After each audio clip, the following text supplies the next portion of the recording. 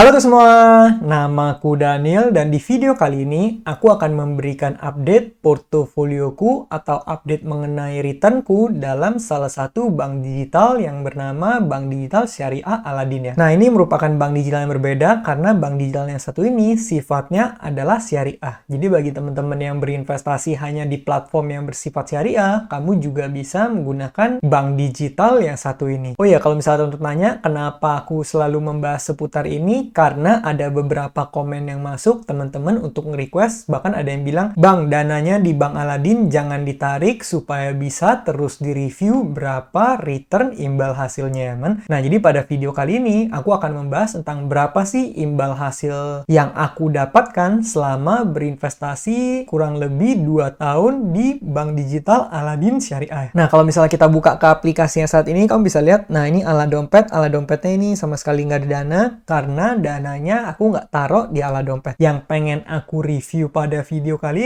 ini adalah ala impian. Nah, jadi sebenarnya ini mirip-mirip dengan neobank juga. Ada neonow, neowow, ada yang sifatnya fleksibel, ada yang dana kamu dikunci. Kalau misal dana kamu dikunci, otomatis imbal hasil yang bisa kamu dapatkan pastinya lebih tinggi. Tapi kalau ala impian, itu yang sifatnya fleksibel ya, men. Ibaratnya seperti neonow kalau misalnya di bank neocommerce. Nah, tapi pada video kali ini, yang pengen aku review adalah ala impian. Jadi kita tinggal buka ke bagian ala impian di sini. Nah, kalau misal kamu lihat saat ini aku udah memiliki total saldo sebanyak Rp109.060,72 ya, men. Dimana ini selama ini sebenarnya aku udah berinvestasi selama 2 tahun lebih, dan pada waktu itu sekitar di tahun 2022 itu aku masukinnya hanya Rp100.000. Dan sekarang angkanya udah menjadi Rp109.060,72 ya, men. Yaudah, kita tinggal buka portofolio kita di sini, namanya Investor Habit. Nah, kalau misal kamu lihat, sebenarnya di dalam porto ini kita bisa lihat riwayat menabung kita ya, men. Kamu bisa lihat, ini aku kalau misal kita scroll sampai paling bawah, ini aku udah mulai masukin dana itu dari 11 September 2022, dimana aku masukin sebanyak Rp100.000. Dan seperti yang kamu bisa lihat di sini, dia setiap bulannya kita akan dibagikan imbal hasilnya, men. Ini kamu bisa lihat mulai dari 1 Oktober 2022, 1 November 2022, 1 Desember 2022, 1 Januari 2023, 1 Februari 2023, dan seterusnya sampai yang paling terakhir aku baru menerima lagi imbal hasilnya di 1 November 2024. Karena video ini aku shoot itu pada tanggal 5 November 2024. Jadi itu dia setiap awal bulan, setiap tanggal 1 kita akan menerima imbal hasil kita langsung ditransfer. Dan jumlahnya berapa? Jumlahnya itu selalu berbeda ya, men. Ini kamu bisa lihat pada 1 Oktober 2022 aku dikirimnya Rp269,04. Tapi teman-teman perlu ingat, di sini masih ada potongan pajak lagi. Pajaknya berapa? Pajaknya seperti biasa sebanyak 20% atau 1/5 ya. Maka di sini ada pajak 53,81. Kemudian di bulan 1 November aku dapat lagi Rp502,48. Kemudian dipotong pajak lagi Rp100,50. Kemudian Rp370,73 di 1 Desember 2022, dan ada potongan lagi Rp74,15 ya, men. Jadi begitu seterusnya. Dan setiap bulannya aku akan mendapatkan jumlah imbal hasilnya selalu berbeda, dan selalu potongannya itu 20%. Nah, kalau misal kamu lihat di layar, ini sebenarnya aku udah sediain tabel ya, men. Dimana tabel ini aku udah masukin returnnya aku dapatkan dari awal sampai saat ini. Ini kamu bisa lihat dari 1 Oktober 2022, itu awalnya aku masukin kan sebanyak Rp100.000 men. Nah, kamu bisa lihat di sini aku udah masukin bagi hasilnya 269,04, kemudian potongan pajak 53,81. Jadi di sini total saldo itu rumusnya adalah saldo awal kita, karena di awal kan aku masukin sebanyak Rp100.000. Jadi di sini kemudian di plus C2 atau plus bagi hasilnya dikurang dengan pajaknya, men. Jadi kamu bisa lihat ini menjadi Rp100.215. Kemudian di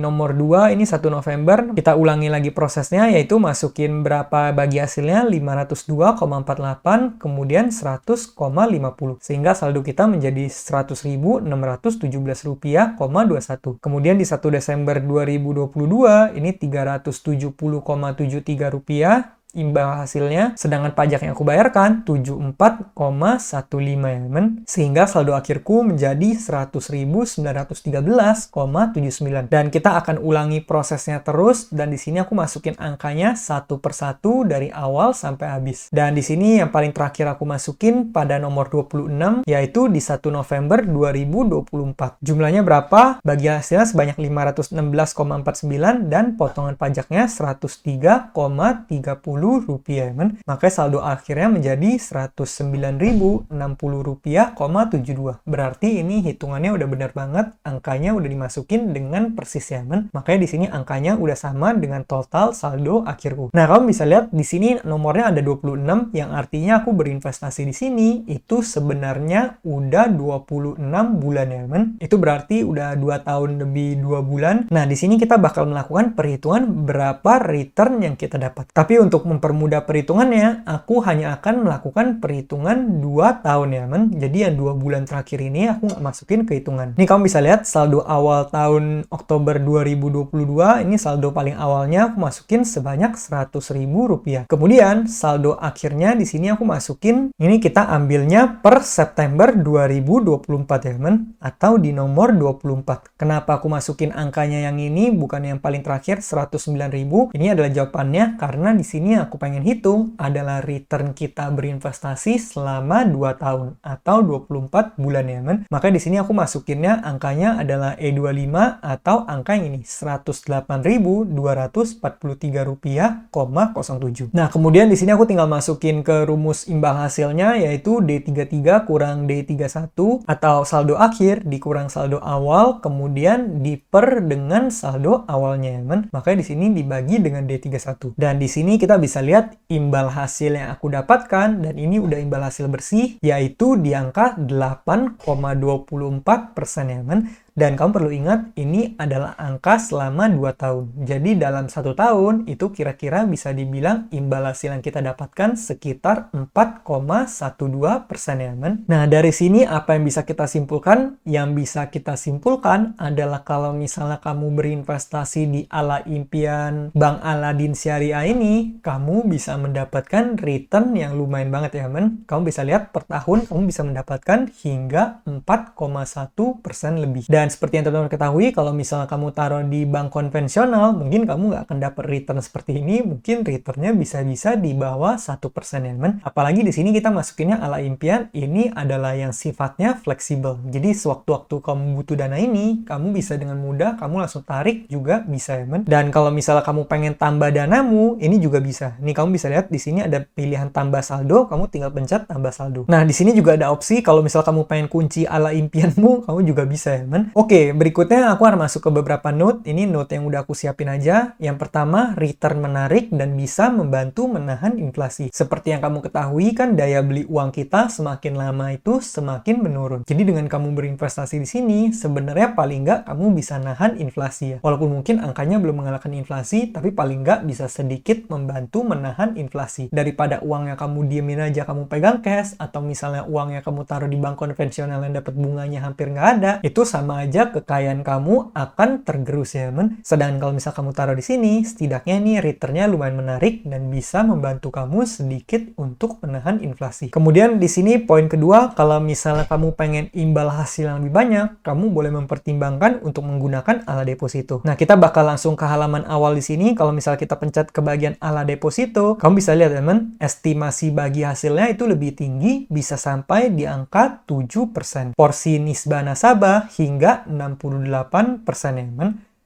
Tapi di sini ada bintang kecil sesuai nominal, penempatan, dan pilihan tenor. Nih, nanti kalau misal kamu udah masuk ke Ala Deposito ini, kamu bisa pilih tenornya pengen berapa lama, dan dia setiap tenor itu harusnya imbal hasilnya berbeda ya, men. Tapi di sini aku belum masukin dana karena saldo tidak mencukupi. Nanti mungkin di video-video berikutnya aku bakal coba untuk review, kasih teman-teman lihat ya. Oke, berikutnya poin ketiga, ini merupakan platform yang bersifat syariah. Seperti yang tadi kita udah bahas, ini adalah platform yang syariah, jadi bagi teman-teman yang mungkin hanya berinvestasi di platform yang yang syariah, hanya memilih instrumen-instrumen yang sifatnya syariah, kamu bisa menggunakan Bank Aladin Syariah yang satu ini ya, men. Karena aku ngerti banget bagi teman-teman yang mungkin berinvestasi syariah, biasanya opsinya itu lebih terbatas ketimbang orang yang berinvestasi di semuanya ya, men. Jadi ini merupakan pilihan oke banget, kamu bisa investasi syariah dan kamu tetap mendapatkan imbal hasil yang lumayan. Berikutnya ini poin yang terakhir adalah ini telah dijamin oleh LPS berdasarkan prinsip kafalah. Di sini kalau misal kamu pengen buka websitenya ada ya, men. Nah, ini kalau misal kita ke website Bank Aladin langsung, di sini kamu bisa lihat ada salah satu FAQ-nya dengan menabung di Aladin, apakah dana saya dijamin LPS sesuai dengan Fatwa Dewan Syariah Nasional MUI nomor sekian tentang pedoman penjaminan simpanan nasabah bank syariah dan syarat ketentuan Bank Aladin Syariah nomor 11. Saldo tabungan kamu di Bank Aladin Syariah telah dijamin LPS berdasarkan prinsip kafalah, di mana LPS bertindak sebagai pihak penjamin, Aladin sebagai pihak penerima simpanan, makful anhu, kamu sebagai nasabah pemilik dana, makful lahu. Rekening tabunganmu baik ala impian dan ala dompet sebagai objek yang dijaminkan, makful alai bihi. Adapun saldo maksimal yang dijamin oleh LPS adalah sampai dengan 2 miliar per nasabah. Jadi nggak perlu khawatir, kamu bisa menyimpan dana kamu di Aladin dengan hati tenang. Nah, jadi kira-kira gitu ya, men. Bagi kamu yang pengen berinvestasi di sini, ya juga boleh. Dan kalau misal kamu pengen lebih aman, pengen melakukan diversifikasi seperti yang biasa aku lakukan, itu juga oke banget ya, men. Itu untuk bisa mengatur resiko portofolio kamu. Nah, mungkin kira-kira gitu aja pembahasan kita pada video kali ini. Bagi teman-teman yang udah berinvestasi, kamu juga boleh tulis reviewmu di kolom komentar supaya bisa jadi referensi buat teman-teman semua yang baru pengen menggunakan bank digital syariah yang satu ini ya. Sekian aja videoku pada kali ini. Semoga video ini bermanfaat dan akhir kata jangan lupa untuk selalu